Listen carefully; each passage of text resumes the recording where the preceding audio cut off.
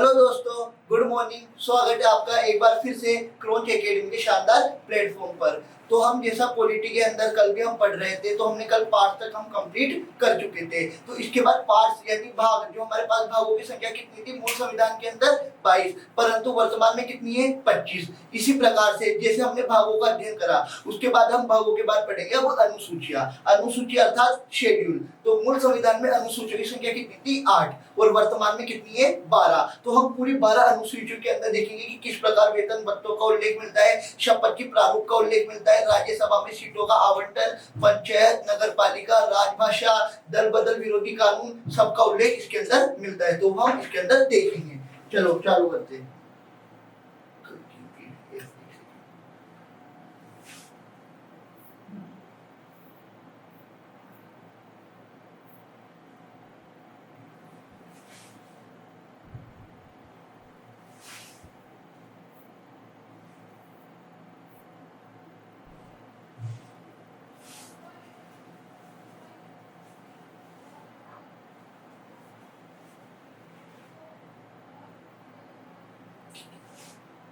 तो कल हमने यहाँ तक पढ़ लिया, ठीक है। कहाँ तक पढ़ चुके थे हम?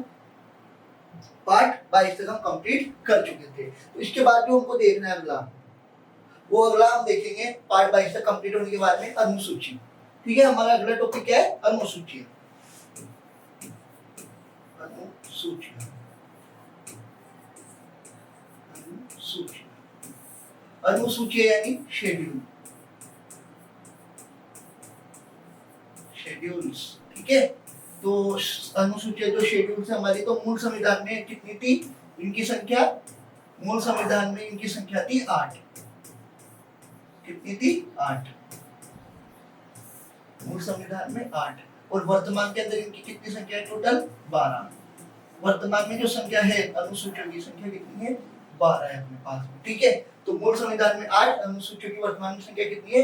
12। तो हम एक एक करके प्रथम अनुसूची में क्या मिलेगा, द्वितीय अनुसूची में क्या मिलेगा, तृतीय अनुसूची में किसका उल्लेख मिलता है, इन सब की हम चर्चा विस्तार में करेंगे।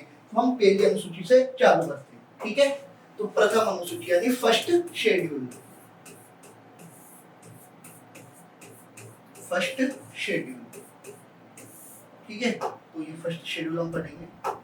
तो हमने कल भी देखा था, जैसे हमने पार्ट फर्स्ट पढ़ा था, तो पार्ट फर्स्ट के अंदर हमने क्या पढ़ा था? सबसे पहले पार्ट फर्स्ट हमने देखा है संघ और राज्य क्षेत्र। पार्ट एक में क्या मिला है आपको? संघ और राज्य क्षेत्र। तो उसी प्रकार से जब हम प्रथम अनुसूची पढ़ेंगे, तो इसके अंदर भी क्या मिलेगा? संघ और राज्य क्षेत्रों की सीमाओं, नाप और विस्तार को लेकर जो चर्चा की जाती है, वो प्रथम अनुसूची के अंतर्गत इनका उल्लेख मिलता है देखने को। तो संघ व राज्य क्षेत्रों के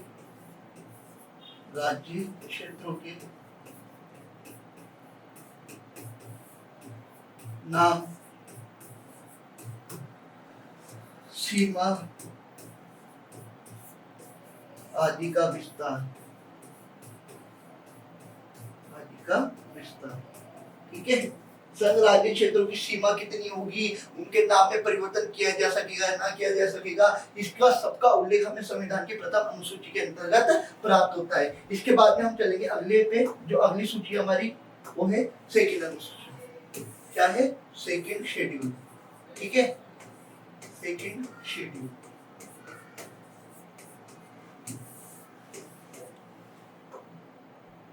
भाई 1 तारीख को हमेशा जो भी कार्यकर्ता या फिर जो भी हमारे देश की शासन व्यवस्था को संभालते हैं, उन सब की क्या आते हैं? भत्ते आते हैं। भत्ते यानी अलाउंसेस यानी सैलरी आती है। तो अब सैलरी अगर आती है तो 2 तारीख को क्या आ रही है? सैलरी आ रही है। तो अब हमें द्वितीय अनुसूची में ये भी वर्णित करने को मिलेगा कि किस किस की सैलरी आती है। तो हमें सबसे पहले जो ध्यान रखना है कि किस किस सैलरी इसके अंदर उल्लेख मिलता है, किसका नहीं मिलता है। क्योंकि जब एग्जाम के अंदर एग्जामिनर स्टेटमेंट देता है, तो एक ना एक शब्द ऐसा दे देता है जिसका उल्लेख द्वितीय अनुसूची में नहीं मिलता है। तो उसी का हमें ध्यान रखना है और उसी को हम फॉलो करेंगे कि किस प्रकार से एग्जामिनर एग्जाम में क्वेश्चन पूछेगा। तो सबसे पहले जो उल्लेख मिलता है हमें, वो किसकी अनुसूची में शपथ भत्तों का उल्लेख मिलेगा? तो भारत के राष्ट्रपति का। किसका मिलेगा?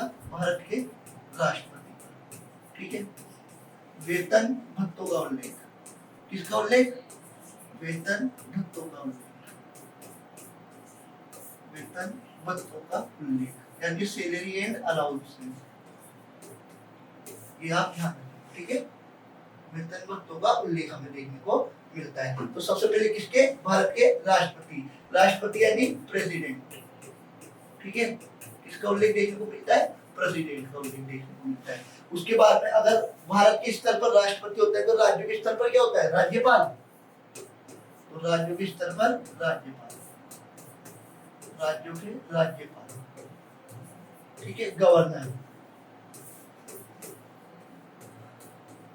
ठीक है, गवर्नर का उल्लेख मिलता है। तो प्रेसिडेंट तो आर्टिकल 52 में मेंशन है, परंतु इनकी सैलरी जो मेंशन है वो आर्टिकल 59 के अंदर मेंशन है। किसके अंदर है, 59 के अंदर, हमको याद रखना है, जो कि इंपोर्टेंट माना जाता है। उसके बाद राज्यों के राज्यपाल। फिर हमारे पास में जो थर्ड आती है, तो देखो सुप्रीम कोर्ट के न्यायाधीश और हाई कोर्ट के मुख्य न्यायाधीश, यानी सुप्रीम कोर्ट के सारे जजेस की सैलरी भी इसके अंदर ही ऐड होती है। मुख्य न्यायाधीश और अन्य न्यायाधीश और हाई कोर्ट के न्यायाधीशों की भी इसी के अंदर ऐड होती है। तो सुप्रीम कोर्ट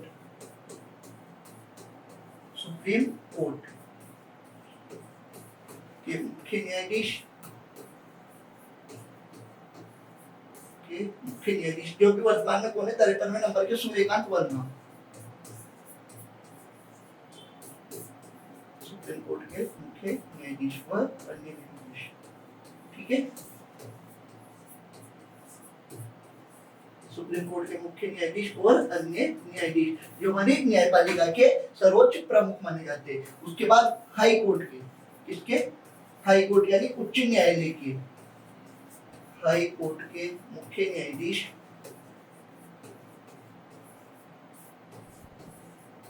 हाई कोर्ट के मुख्य न्यायाधीश व अन्य न्यायाधीश, ठीक है, हाई कोर्ट के मुख्य न्यायाधीश व अन्य न्यायाधीश, इनकी भी शपथ, इनकी भी हमें वेतन भत्तों को लेकर किसमें मिलेगा, द्वितीय अनुसूची में मिलेगा। तो सबसे पहले भारत के राष्ट्रपति, राज्यों के राज्यपाल, सुप्रीम कोर्ट के मुख्य न्यायाधीश व अन्य न्यायाधीश, हाई कोर्ट के मुख्य न्यायाधीश व अन्य न्यायाधीश। इसके बाद जो अगले उल्लेख मिलेगा हमें, वो किसका मिलेगा, लोकसभा के अध्यक्ष और उपाध्यक्ष का, ठीक है। तो लोकसभा जो है हमारा निम्न सदन, तो उसके अध्यक्ष और उपाध्यक्ष का उल्लेख मिलेगा, ठीक है। लोकसभा के अध्यक्ष व उपाध्यक्ष, लोकसभा के अध्यक्ष व उपाध्यक्ष, लोकसभा के अध्यक्ष व उपाध्यक्ष का उल्लेख हमें देखने को मिलता है, ठीक है।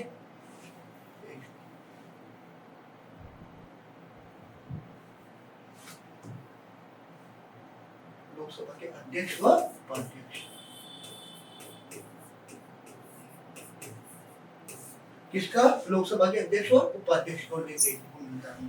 फिर उसके बाद में छठा, अगर लोकसभा ही है तो सीधी सी बात है राज्यसभा के भी शपथ का उल्लेख देखने को मिलेगा।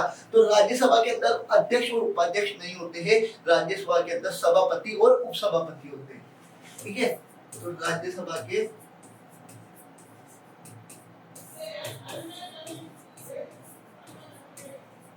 सभापति व उपसभापति, कौन, राज्यसभा के सभापति और उपसभापति का उल्लेख देखने को इसके अंदर हमें प्राप्त होता है। तो सबसे पहले हमने क्या पढ़ा है, तो सबसे पहले जो हमने पढ़ा है कि वर्तमान के अंदर अनुसूचियां कितनी है, 12 है अपने पास में। उस संविधान के अंदर कितनी है अपने पास में, मूल के अंदर 8 थी टोटल, ठीक है। इसके बाद में मूल में हमने 8 देखी, अनुसूची वर्तमान में कितनी है, 12। तो प्रथम अनुसूची के अंतर्गत हमने क्या देखा कि संघ और राज्य क्षेत्र के अंदर जो उल्लेख मिलता है हमें, ठीक है, उसके आदि का विस्तार देखा हमने। उसके बाद सेकंड शेड्यूल में देखा वेतन भत्तों का उल्लेख, जो कि भारत के राष्ट्रपति, राज्यों के राज्यपाल, सुप्रीम कोर्ट के मुख्य न्यायाधीश, हाई कोर्ट के मुख्य न्यायाधीश। इसके बाद लोकसभा के अध्यक्ष और उपाध्यक्ष, राज्यसभा के सभापति और उपसभापति, और इसके बाद में हमारे पास अगर राज्यसभा और लोकसभा ही है तो हमारे पास में जो अगला आएगा वो कौन आएगा, राज्य विधानसभा के, किसके, राज्य विधानसभा के अध्यक्ष और उपाध्यक्ष की सैलरी का उल्लेख हमें इसके अंदर मिलता है। राज्य विधानसभा के अध्यक्ष व उपाध्यक्ष, ठीक है, विधानसभा के अध्यक्ष व उपाध्यक्ष का उल्लेख हमें देखने को मिलता है। इसके बाद में जो हमने अगला पढ़ा वो, अगर विधानसभा यानी लोकसभा के, विधानसभा भी क्या होती है, राज्यों के स्तर पर निम्न सदन। तो उसी प्रकार से जैसे राज्यसभा अगर उच्च सदन है तो राज्यों पर क्या होगी, राज्य विधान परिषद। तो राज्य विधान परिषद के सभापति और उपसभापति, विधान परिषद के सभापति व उपसभापति, सभापति व उपसभापति। ठीक है। और अंतिम जो हमारे पास मिलता है, भारत के लेखा एवं महालेखा नियंत्रक परिषद यानी केग, CAG यानी controller and auditor general of India, जिसका उल्लेख हमें संविधान के 148 के अंदर मिलता है मेरे पास, यानी केग, CAG, महालेखा एवं नियंत्रक परीक्षक, महालेखा एवं नियंत्रक परीक्षक, महालेखा एवं नियंत्रक परीक्षक। ठीक है, इसका उल्लेख हमें देखने को मिलता है। किसके अंदर उल्लेख देखने को मिलता है हमको? संविधान की दूसरी अनुसूची के अंदर। ठीक है, इन सब का उल्लेख हमें देखने को मिलता है। तो हमने अभी तक कितने के पढ़े? ये देखो, हम सबसे पहले हमने प्रथम से जो पढ़ा है कि प्रथम अनुसूची में संघ और राज्य क्षेत्रों के नाम, सीमा आदि का विस्तार देखने को मिलता है। मैं थोड़ा साइड होके बोल देता हूँ ताकि आपको समझ आएगा। ठीक है, उसके बाद में द्वितीय अनुसूची में वेतन बंडलों का उल्लेख मिलता है। भारत के राष्ट्रपति, राज्यों के राज्यपाल का उल्लेख देखने को मिलता है। सुप्रीम कोर्ट के मुख्य न्यायाधीश और अन्य न्यायाधीश का उल्लेख देखने को हमें प्राप्त होता है। इसके बाद में हमारे पास में हाई कोर्ट के मुख्य न्यायाधीश और अन्य न्यायाधीश, लोकसभा के अध्यक्ष और उपाध्यक्ष, राज्यसभा के सभापति और उपसभापति, राज्य विधानसभा के अध्यक्ष और उपाध्यक्ष, और राज्य विधान परिषद के सभापति व उपसभापति, और अंतिम में जो हमारे पास मिलता है वो केग यानी लेखा, महालेखा एवं नियंत्रक लेखा परीक्षक। इसके बाद में हम चलेंगे थर्ड अनुसूची पर। तो हमारी दूसरी अनुसूची किससे संबंधित थी? वेतन और भत्तों से। तो हमारे पास आएगी थर्ड, यानी थर्ड शेड्यूल। कौन सी? Third schedule. ठीक है, तो थर्ड शेड्यूल जो हमें देखने को मिलती है, तो थर्ड शेड्यूल के अंदर जो उल्लेख देखने को मिलता है वो किसका उल्लेख देखने को मिलेगा? शपथ का। भाई अब आपने सैलरी ले ली तो आप क्या लोगे? शपथ, यानी ओथ। क्या होगा? ओथ, जिसको अपन बोलते हैं। ठीक है, अब जैसे सबसे पहले शपथ की हम बात कर रहे हैं, तो सबसे पहले आप ध्यान रखिएगा, जब कोई भी मंत्री बनने से पहले क्या होता है? वो अभ्यर्थी यानी निर्वाचित माना जाता है, यानी उम्मीदवार। तो जब उम्मीदवार चुनाव आयोग के पास जाता है तो चुनाव लड़ने से पहले वो क्या लेता है? शपथ लेता है। उसके बाद में जब वो चुनाव जीत जाता है, उसके बाद अगर उसको लोकसभा यानी सांसद का चुनाव जीता है तो उसको सांसद के तौर पे शपथ लेनी होगी, संसद के सदस्य के रूप में। और अगर उसे मंत्री बना दिया जाता है तो संघ के मंत्री के रूप में उसे शपथ लेनी होती है। तो सबसे पहले किसकी उल्लेख देखने को मिलेगा? संघ के मंत्री की। किसकी? संघ के मंत्री की शपथ को देखने को प्राप्त होता है। किसके? संघ के मंत्री की शपथ के रूप में देखने को हमें प्राप्त होगा। यानी कोई से भी संसद के हेतु, अभ्यर्थी हेतु जो निर्वाचन अभ्यर्थी होता है, कौन होता है? दूसरा, संसद सदस्य हेतु निर्वाचन अभ्यर्थी, संसद हेतु, संसद सदस्य हेतु, सॉरी, संसद सदस्य हेतु निर्वाचन अभ्यर्थी। ठीक है, संसद सदस्य हेतु क्या होता है? निर्वाचन अभ्यर्थी होता है, निर्वाचन अभ्यर्थी। ठीक है, इसके बाद हम थर्ड देखेंगे, संघ के मंत्री के रूप में। किसके रूप में? संघ के मंत्री के रूप में शपथ का उल्लेख हमें देखने को मिलता है। ठीक है, इसके बाद हम अगला चलेंगे, जो हमारे पास चौथे नंबर पे आएगा संघ के मंत्री के रूप में। बाद में हमारे पास में जो हमने लास्ट में किसकी शपथ का उल्लेख देखा है? केग, CAG यानी लेखा एवं महालेखा नियंत्रक परीक्षक, जो कि आर्टिकल 148 के अंदर इसका वर्णन हमें देखने को मिलता है। ठीक है, तो आप पहले मुझे एक बात बताएंगे कि हमने सबसे पहले किसकी मतों का उल्लेख देखा था? सबसे पहले हमने देखा था भारत के राष्ट्रपति, दूसरे नंबर पर राज्यों के राज्यपालों का उल्लेख देखा था, तीसरे नंबर पर सुप्रीम कोर्ट के मुख्य न्यायाधीश और न्यायाधीश का उल्लेख देखा था हमने हमारे पास में, और उसके बाद में हमने देखा था हाई कोर्ट के मुख्य न्यायाधीश का उल्लेख। फिर उसके बाद में हमने देखा लोकसभा के अध्यक्ष और उपाध्यक्ष,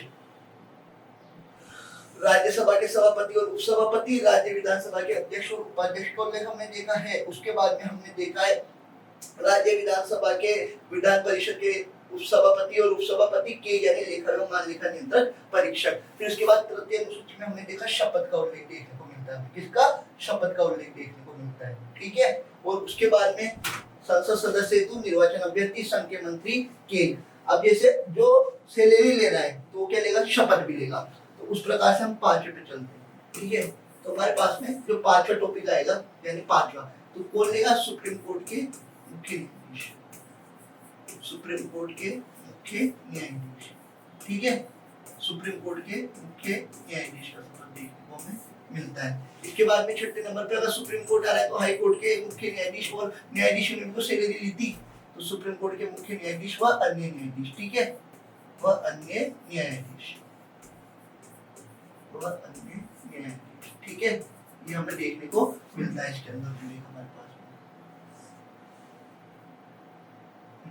ठीक है। इसके बाद हाई कोर्ट के मुख्य न्यायाधीश,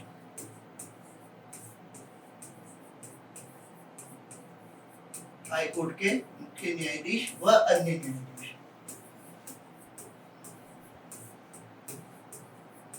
हाई कोर्ट के मुख्य न्यायाधीश और अन्य न्यायाधीश की शपथ का उल्लेख भी हमें देखने को इसके अंदर मिलता है। इसके बाद में हम देखेंगे 7वें नंबर पे हमारे पास में, जैसे वहां पर संसद के लिए सदस्य चुनाव खड़े हुए तो राज्य विधानमंडल के सदस्यों को भी शपथ का उल्लेख इसके अंदर हमें देखने को मिलेगा। किसका? राज्य विधानमंडल के सदस्य,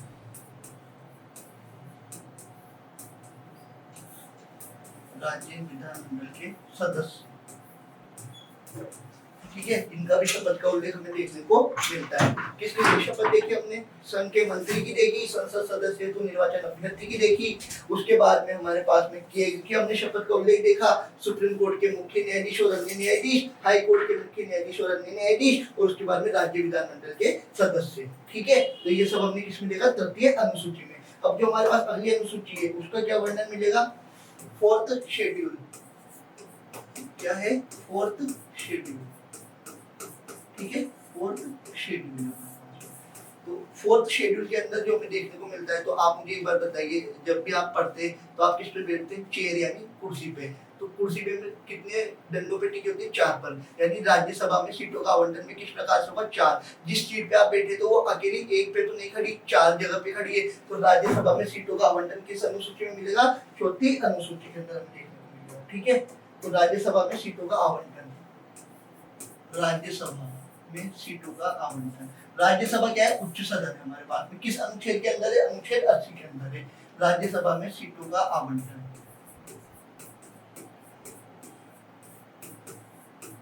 राज्यसभा में सीटों का आवंटन, ठीक है। ये हमें किस अनुसूची में देखने को मिलता है? अनुसूची 4 के अंदर। इसके बाद जो हम अगला देखेंगे वो है हमारे पास में अनुसूची 5 यानी 5th शेड्यूल, ठीक है, 5th शेड्यूल। तो 5th शेड्यूल के अंदर जो हम देखेंगे,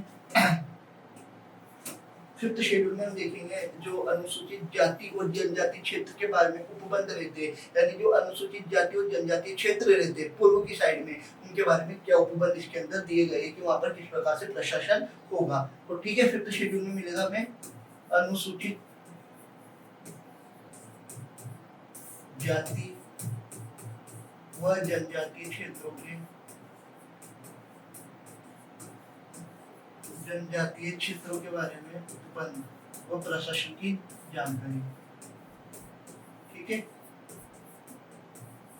क्षेत्रों के उपबंध व प्रशासन की जानकारी, व प्रशासन की जानकारी, ठीक है। ये किसमें मिलेगी? हमें अनुसूची 5 के अंदर देखने को इसके अंदर हमें प्राप्त होता है। इसके बाद हमारे पास आएगी 6ठी शेड्यूल, ठीक है। तो अब 6th शेड्यूल को तो आप आराम से याद रखेंगे बिल्कुल, ठीक है, और ये इम्पोर्टेंट भी है, इम्पोर्टेंट है, अभी बताता हूं। तो 6ठे शेड्यूल जब आप पूर्वी क्षेत्रों में जाते हैं तो वहां पर 4 राज्य थे जिसके अंदर बाकी और को छोड़कर, ये 4 राज्यों को छोड़कर और कहीं भी उपबंध लागू नहीं होते, यानी एटीएमएम, यानी एटीएम में क्या नहीं है? मनी ही नहीं है। A for Assam, T for Tripura, अब एम फॉर क्या आएगा? मेघालय, और डी फॉर अब मणिपुर तो आएगा नहीं क्योंकि एटीएम में क्या है? मनी नहीं है, तो मनी तो छोड़ देंगे अपन, उसकी जगह क्या लेंगे अपन? मिजोरम को लेंगे। तो अपने पास क्या आएगा? एटीएमएम, यानी एटीएम में मनी नहीं है, तो एम से मणिपुर तो हट जाएगा अपने पास, ठीक है। तो एटीएम में मनी नहीं है तो अपन मनी को छोड़ देंगे, तो ए से अपन क्या लेंगे? सबसे पहले असम, फिर टी से अपन को कुछ लेना पड़ेगा तो अपन त्रिपुरा को ले लेते हैं, असम, त्रिपुरा, फिर एम से मेघालय, ठीक है। अब मेघालय के बाद मनी तो अपन को छोड़ना पड़ेगा ना, क्योंकि एटीएम में पैसे ही नहीं डाले बैंक वालों ने, तो अपन किसको ले लेते हैं? मिजोरम को, ठीक है। किसको ले लिया आपने? मिजोरम को ले लिया हमारे पास में। तो हमने देखा कि 6th शेड्यूल में क्या है 80 mm, यानी 80 mm मन ही नहीं है। तो A4 हमने किसको लिया, असम, T4 त्रिपुरा, M4 मेघालय और M4 मिजोरम को ले लिया। इसके बाद हम अगली सूची पे चलेंगे, तो हमारे पास होता है 7वें अनुसूची, ठीक है। तो 7th क्या हमारे पास में, 7th शेड्यूल, 7th शेड्यूल है हमारे पास।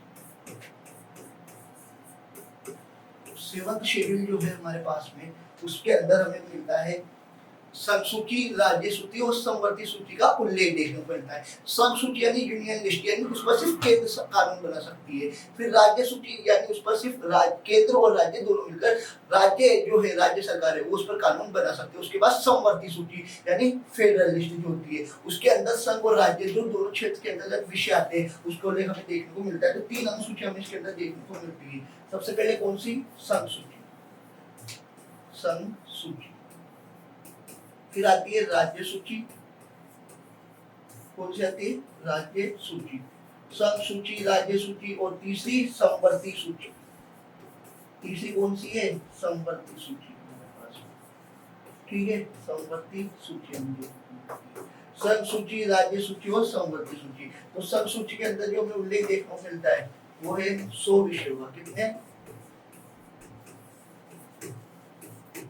भाई। अब राज्य सूची में क्या, पहले 66 विषय थे, तो अब प्रेजेंट टाइम में कितने, 61, और यहाँ पर पहले 47 विषय थे समवर्ती में, इसको बढ़ाकर कितना कर दिया, 52, यानी 5 अगर इधर से घटाए राज्य सूची में से तो 5 समवर्ती सूची के अंदर जोड़ दिए गए, ठीक है। तो ये 7वीं अनुसूची के अंदर हमें इसको देखने को मिलता है। इसके बाद हम चलेंगे 8वीं अनुसूची पर, किस पर, 8th शेड्यूल पर। 8th शेड्यूल हमने शायद कल पार्ट 17 पढ़ा था, शायद मुझे यहाँ पे क्या थे, हमने कल पार्ट 17 पढ़ा है, बिल्कुल पढ़ा है। देखिए मैंने आपको कल भी लिख के बताया था कि राजभाषा को उल्लेख हमें देखने को मिलता है किस अनुच्छेद में, किस भाग में, 17 में। तो 1 + 7 करेंगे तो क्या आएगा, 8। तो 8वीं अनुसूची के अंदर हमें किसका उल्लेख मिलेगा, राजभाषा। इसका उल्लेख देखने को मिलेगा हमें, राजभाषा का उल्लेख देखने। ये आप याद रखें बात कि भाग 17 और 8वीं अनुसूची दोनों के अंदर राजभाषा का उल्लेख हमें देखने को मिलता है। राजभाषा का उल्लेख यानी ऑफिशियल लैंग्वेज, राजभाषा का उल्लेख, ठीक है, official language, official language,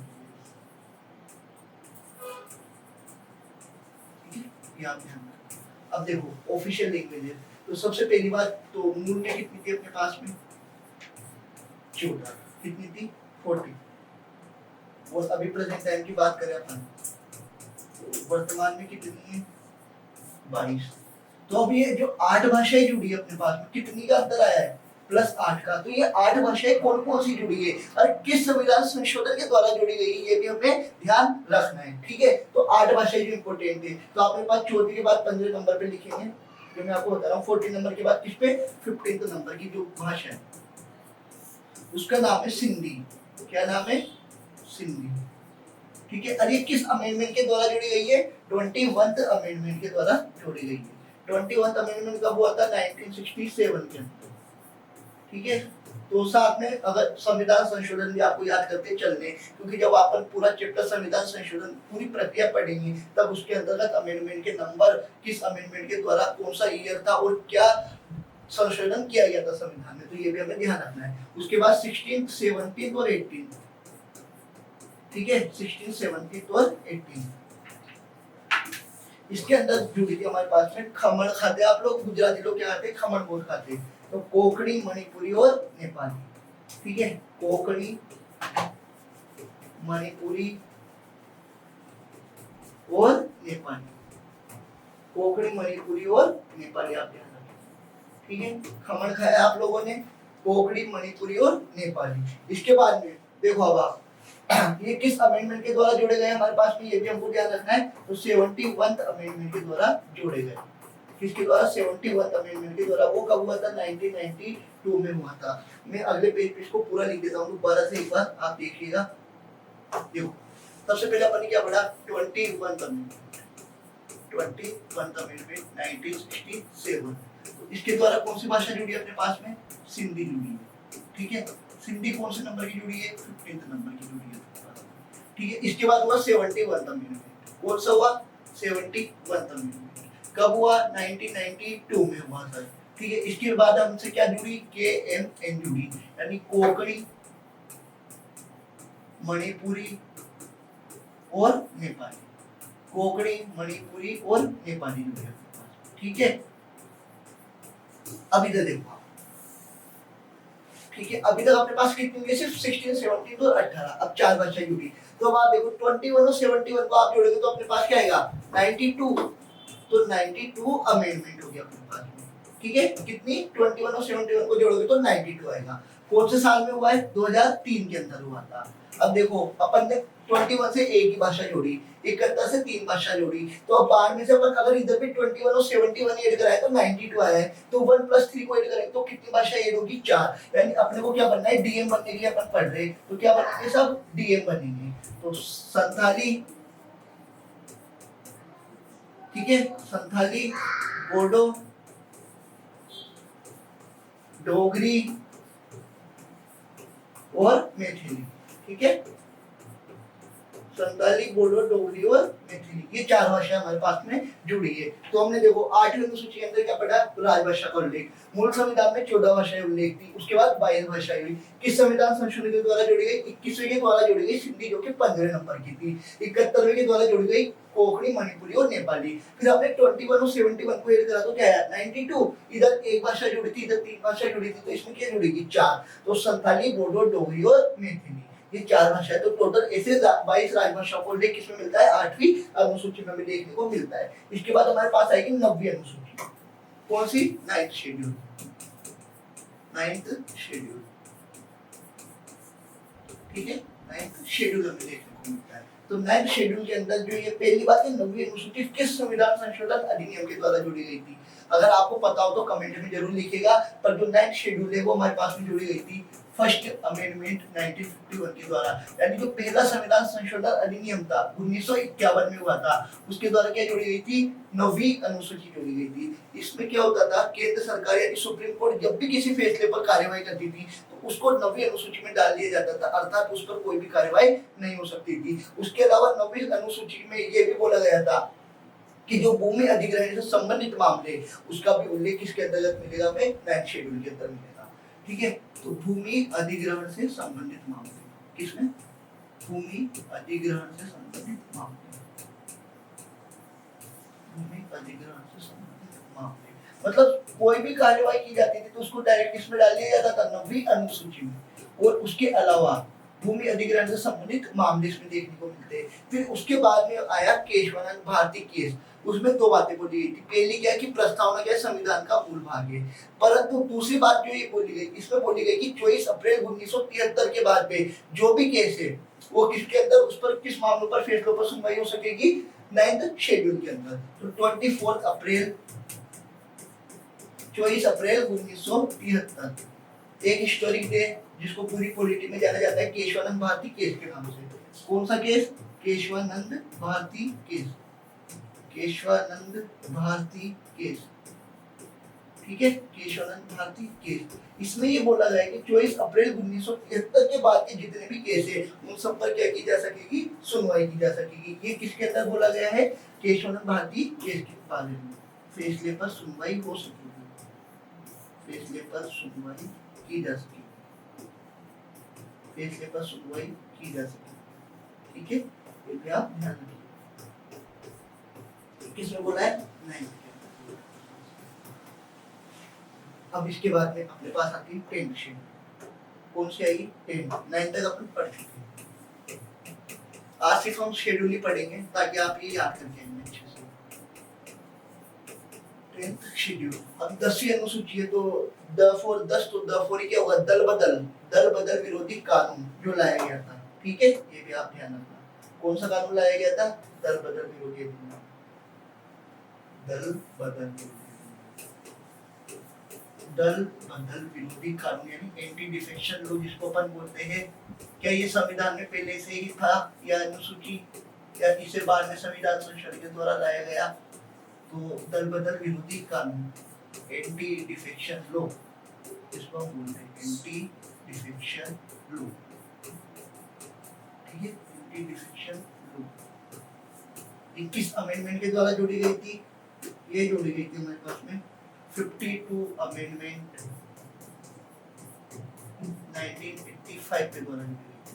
52 amendment 1985 के द्वारा ये जोड़ी गई थी। कौन सी थी? 10th schedule. अब इसके अंतर्गत किस बातों का उल्लेख मिलता है? तो सबसे पहले अगर कोई भी नेता जो निर्वाचित चुनाव जीत जाता है तो क्या उसके बाद वो किसी भी पार्टी में शामिल हो सकता है? तो नहीं, वो नहीं हो सकता शामिल। परंतु यदि कोई भी पार्टी का नेता, जैसे कांग्रेस पार्टी का नेता अगर बीजेपी में चाहे तो शामिल हो सकता है क्या? बिल्कुल हो सकता है वो शामिल, परंतु उस पर जब एंटी डिफेक्शन लॉ के तहत कार्रवाई नहीं की जाएगी।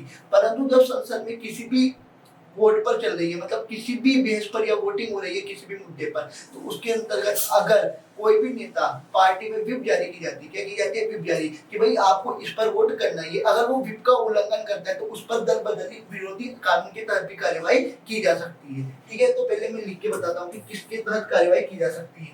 यदि कोई नेता, निर्वाचित नेता, यदि कोई उम्मीदवार क्या निर्विरोध खड़ा होता है, किसी भी पार्टी से खड़ा नहीं हुआ है वो, ठीक है, यदि कोई निर्विरोध नेता, ठीक है, निर्विरोध जिसको अपन बोलते हैं, यदि कोई निर्विरोध नेता किसी पार्टी में शामिल होता है चुनाव जीतने के बाद, किसी पार्टी में चुनाव जीतने के बाद, चुनाव विजय के पश्चात, चुनाव विजय पश्चात अन्य दल में, यानी किसी पार्टी में चुनाव विजय पश्चात शामिल होता है, क्या होता है? शामिल होता है।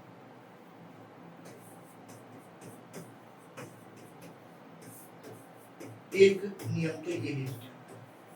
दूसरा, व्हिप का उल्लंघन हो। किसका उल्लंघन हो? व्हिप का उल्लंघन, व्हिप का उल्लंघन, व्हिप का उल्लंघन करने पर, व्हिप का उल्लंघन करने पर। परंतु इसका एक अपवाद भी माना जाता है। अपवाद कैसे माना जाता है? उदाहरण के तौर पर हम देखेंगे कि जब देवेंद्र फडणवीस और अजित पवार दोनों ने मिलकर क्या कर दी थी, जब शिवसेना की सरकार महाराष्ट्र के अंदर बनी थी, तो अजित पवार जो कि एनसीपी के नेता थे, उन्होंने क्या करा? देवेंद्र फडणवीस के साथ सम्मिलित होकर क्या बना ली थी? सरकार बना ली थी। परंतु उन पर कोई भी कार्रवाई नहीं हुई थी, ना उनसे इस्तीफा मांगा गया था। क्यों नहीं मांगा गया था? क्योंकि जब एक पार्टी के 2/3 सदस्य एक साथ किसी अन्य पार्टी में शामिल होते हैं तो उसे एंटी डिफेक्शन लॉ के अंतर्गत कोई भी कार्रवाई नहीं की जा सकती है। ये इसके अंदर देखने को हमें उल्लेख मिलता है कि कोई भी पार्टी के एक साथ 2/3 सदस्य अगर किसी अन्य पार्टी में जाते हैं तो उन पर कोई भी कार्रवाई नहीं हो सकेगी, कभी भी नहीं की जा सकती है। उसके बाद में हमारे पास आता है 11वीं अनुसूची, ठीक है, 11th शेड्यूल, 11th शेड्यूल यानी पंचायत। 11वीं अनुसूची से क्या जोड़ा है हमने? पंचायतों को। टोटल 8 अनुसूची थी। 9वीं अनुसूची हमने किस संविधान संशोधन के द्वारा जोड़ी? पहले संविधान संशोधन अधिनियम 1951 के द्वारा। फिर हमने 10वीं अनुसूची जो जोड़ी है वो 52वें संविधान संशोधन अधिनियम 1985 के द्वारा जोड़ी है। फिर आज जो हमने 11वीं अनुसूची जोड़ रहे हैं हम, पंचायत, ठीक है, वो किस अमेंडमेंट के द्वारा जोड़ेंगे? 73rd अमेंडमेंट 1992 के द्वारा, ठीक है। किसके द्वारा जोड़ेंगे? 73rd अमेंडमेंट 1992 के द्वारा हम 11वीं अनुसूची यानी पंचायत जोड़ेंगे। तो पंचायत, इसमें कितने विषयों का उल्लेख मिलेगा? 29 विषयों का उल्लेख देखने को मिलता है। 29 विषयों का उल्लेख, 29 विषयों का उल्लेख देखने को हमें प्राप्त होता है। इसके बाद जो हमारे पास लास्ट शेड्यूल है वो कितनी, कौन सी है? 12th शेड्यूल, ठीक है, 12th शेड्यूल। तो 12th शेड्यूल में जो हमें उल्लेख देखने को मिलता है वो है, अब पंचायत आ रही है तो पंचायतों के साथ क्या आएगी? नगर पालिका, यानी नगर पालिका, नगर पालिका यानी म्यूनिसिपालिटीज, नगर निगम जो आप सुनते हैं म्यूनिसिपालिटी। अब ये किस, अब 73rd के बाद क्या आता है? 74th अमेंडमेंट, ठीक है, उसके द्वारा। और इसके अंदर कितने विषयों का उल्लेख मिलता है? 18 विषयों का उल्लेख, ठीक है, ये भी हमें इसके अंदर देखने को प्राप्त होता है। ठीक है, तो हमने टोटल 12 अनुसूचियां पढ़ी, तो हमने एक बार कंप्लीट रिवाइज करके इसको कंप्लीट कर देते हैं आज अनुसूचियों की संख्या कितनी थी मूल संविधान में 8, वर्तमान में कितनी है 12। पहले के अंदर संघ व राज्य क्षेत्रों के नाम, सीमा आदि का विस्तार देखने को मिलता है। उसके बाद हमने सेकंड अनुसूची में देखा वेतन भत्तों का उल्लेख। किसका? वेतन भत्तों का उल्लेख। तो सबसे पहले किसकी सैलरी आई? भारत के राष्ट्रपति की आई। दूसरे बाद राज्यों के राज्यपाल की आई। भारत के स्तर पर यानी केंद्र स्तर पर अगर राष्ट्रपति संभाल रहा है तो राज्यों के स्तर पर राज्यपाल। तीसरा सुप्रीम कोर्ट के मुख्य न्यायाधीश और अन्य न्यायाधीश। अब सुप्रीम कोर्ट केंद्र स्तर पर तो राज्य के स्तर पर हाई कोर्ट यानी हाई कोर्ट के मुख्य न्यायाधीश और अन्य न्यायाधीश। उसके बाद में लोकसभा के अध्यक्ष और उपाध्यक्ष है तो राज्य विधानसभा के भी क्या होंगे? अध्यक्ष और उपाध्यक्ष। राज्यसभा के अगर सभापति और उपसभापति तो राज्य विधान परिषद के भी क्या होंगे? सभापति और उपसभापति। और 90 के यानी महालेखा एवं नियंत्रण लेखा परिषद जिसका होंगे हमें आर्टिकल 148 के अंदर देखने को मिलता है। किस आर्टिकल में? आर्टिकल 148 के अंदर का उल्लेख किया गया है। उसके बाद में थर्ड अनुसूची देखी यानी शपथ यानी ओथ। सैलरी लेने के बाद लोगों को क्या दिलाई जाती है? शपथ। तो सबसे पहले किसकी शपथ? संघ के मंत्री की। दूसरा संसद जो सदस्य निर्वाचन अभ्यर्थी खड़ा हुआ है संसद के सदस्यता के लिए उसका उल्लेख देखने को मिलता है। उसके बाद के यानी controller and auditor general of India जो हमने अभी आर्टिकल 150 में देखा था। उसके बाद अगर सुप्रीम कोर्ट के मुख्य न्यायाधीश और अन्य न्यायाधीश क्या ले रहे? सैलरी ले रहे हैं तो उनकी भी शपथ देखने को मिलेगी। हाई कोर्ट के मुख्य न्यायाधीश और अन्य न्यायाधीश की भी शपथ हमें देखने को मिलेगी। इसके बाद राज्य विधानमंडल के जो सदस्य होते हैं उनकी शपथ का उल्लेख भी इसके अंदर किया गया है। उसके बाद में फोर्थ शेड्यूल तो एक कुर्सी में एक जो कुर्सी होती है वो 4 पर खड़ी होती है तो राज्यसभा में सीटों का आवंटन किसके अंदर? आर्टिकल 80 के अंदर हमें देखने को मिलता है। आर्टिकल 80 ठीक है। इसके बाद फिफ्थ शेड्यूल तो अनुसूचित जाति और जनजाति क्षेत्रों के उपबंध और प्रशासन की जानकारी का उल्लेख 5वीं अनुसूची में मिलता है। छठी अनुसूची ATMM यानी ATM में क्या नहीं है? मनी नहीं है यानी असम, त्रिपुरा, मेघालय और मिजोरम। Manipur not included. ठीक है, मणिपुर नहीं आएगा, या आप ध्यान रखेंगे क्या नहीं आएगा? मणिपुर नहीं आएगा, इसको आप अंडरलाइन बिल्कुल ध्यान रखेंगे। इसके बाद हमारे पास आती है 7th शेड्यूल यानी सब सूची। तो सब सूची के अंदर 100 विषयों का उल्लेख देखने को मिलता है। राज्य सूची में 61 विषय है और समवर्ती सूची में हमारे पास 52 विषय। ठीक है। इसके बाद में हमने देखा 8वीं शेड्यूल में तो 8वीं शेड्यूल के अंदर राजभाषा का उल्लेख देखने को हमको मिलता है। राजभाषा यानी ऑफिशियल लैंग्वेज। तो पहले मूल संविधान में कितनी थी? 14, परंतु वर्तमान में कितनी है? 22 है हमारे पास में। तो अब वो 8 भाषाएं किस किस संविधान संशोधन के द्वारा जोड़ी गई?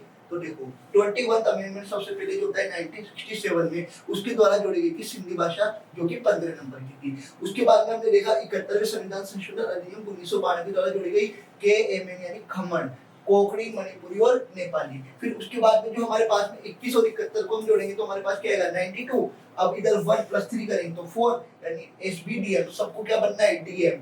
तो संथाली, बोडो, डोगरी और मैथिली इसके द्वारा जोड़ी गई। उसके बाद में अब जितनी भी अनुसूचियां जोड़ी गई है वो किसी भी संविधान संशोधन के द्वारा ही जोड़ी गई है। तो जो 9th शेड्यूल जो हमारे पास जोड़ी गई है वो फर्स्ट अमेंडमेंट 1951 के द्वारा जोड़ी गई। इसमें भूमि अधिग्रहण से संबंधित मामले आते थे और 24 अप्रैल 1973 केशवानंद भारती केस के बाद में जोड़ा गया कि इससे पहले के जितने भी मामले थे उस पर तो कोई सुनवाई नहीं होगी, परंतु केशवानंद भारती केस यानी 24 अप्रैल 1973 के बाद जितने भी मामले भूमि अधिग्रहण से संबंधित उन सब पर कार्यवाही की जा सकेगी। उसके बाद में हम जो अगला देख रहे हैं 10th शेड्यूल यानी दल बदल विरोधी कानून एंटी डिफेक्शन लॉ जो कि संविधान संशोधन के द्वारा जोड़ा गया 52वें संविधान संशोधन अधिनियम 1985 के द्वारा। यदि कोई भी निर्विरोध नेता किसी पार्टी में चुनाव जीतने के बाद शामिल होगा तो उस पर क्या कार्रवाई की जा सकती है? एंटी डिफेक्शन लॉ की। और विहिप का उल्लंघन करने पर अर्थात जो बहुमत दल है अगर वो अपने नेता यानी वहां पर संसद के कोई भी सांसद को बोलता है कि आपको इस पत्र पर वोट करना है और वो वोट करने से मना कर देता है तो उसका जो हो जाता है व्हिप का उल्लंघन हो जाता है,